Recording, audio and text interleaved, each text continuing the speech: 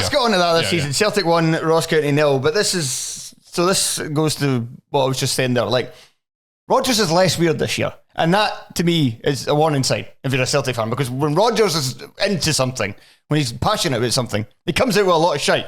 He lies a lot and he talks a lot of crap and he talks about philosophy all the time, but his teams are good. And Rodgers is being very normal. And if I was a Celtic fan, I'd be very disconcerted with that.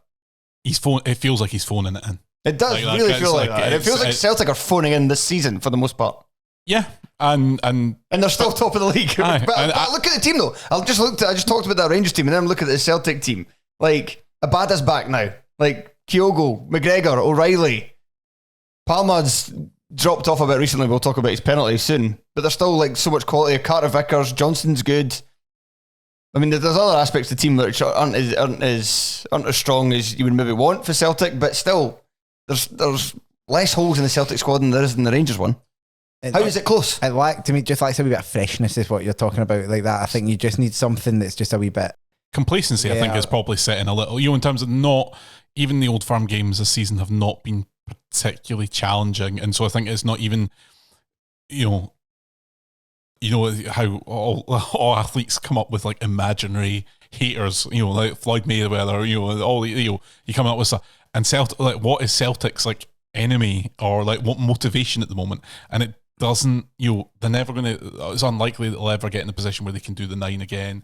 Like what, and Europe again was disappointing, and Rangers are changing managers. So they're in transition. Like we'll sign another couple of players for $3 million, and they'll be because it does get a feel like there's no statement of intent at all. Even those years under Dyla and stuff like that, you had elements of like, oh, that's an interesting signing, even if it's not necessarily like. And also, there is going to be a period of after the Lord Mayor show because they put so much into Postecoglou as a manager, and also as is it largely your transfer personality, but also the transfer policy as well, that you're now reverting back to something that was maybe not as exciting, and it's a bit plain, and like I think what possibly underlines it as well is the goalkeeper position, and that goes to show, because Joe Hart is better than the majority of keepers in the Scottish top flight, but he's undoubtedly at this point in his career not as good as Jack Butland.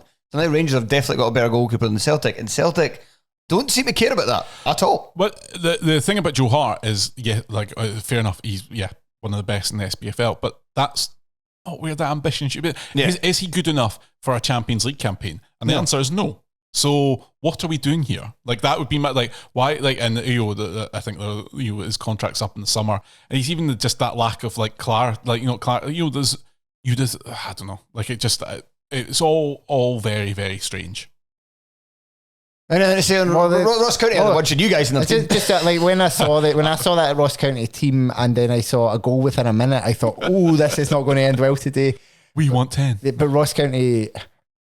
It's hard to tell how much Ross County played well. I'm not going to put much praise on Ross County, because Johnson went to Celtic under the management of Steve McLean earlier in the season and got a 0-0 draw. Yeah. So County doing the same. It's not an indication of anything. And maybe that penalty goes in. The one of the two penalties goes in, and it looks a lot more. And then suddenly it's 5-0. Do you know what I mean? It can easily happen, even if the game doesn't change that much. It's much easier to score a third goal than it is a second goal. Yes. But the Ross County, it was weird. We talked about Wickens, and my thought when I saw him in the team last week was, well, they've brought him in on loan. They want to give him a game. They'll get Laidlaw back in for the league games. That hasn't happened. Obviously, he saved 2 penalties. He had a pretty good game, actually. But the goal was not his fault. It was a big, massive deflection. But such an annoying goal to lose if you're a County fan. Can I just say, I want a supercut, someone out there, of the disco lights at Celtic Park when it is goals of that nature, like just because it's just very funny. Like, that's all I could say. Like, it just amuses me. But the County's team is just weird. It's just like he is very much just like making a point. It feels like he's making a point. He's bringing in all these shit lower league guys and he's just picking them. And it's like, I looked at that, even though I've been following the transfers, I looked at that team and I was like, who the fuck is Brandon Keller? Like, it's the first time I've seen him, because then there was a story, it's the first time there's been two British Asians played in the same team in Scotland, because Dan does well. There's like an interesting element to that, but I'm like, I don't know who you are.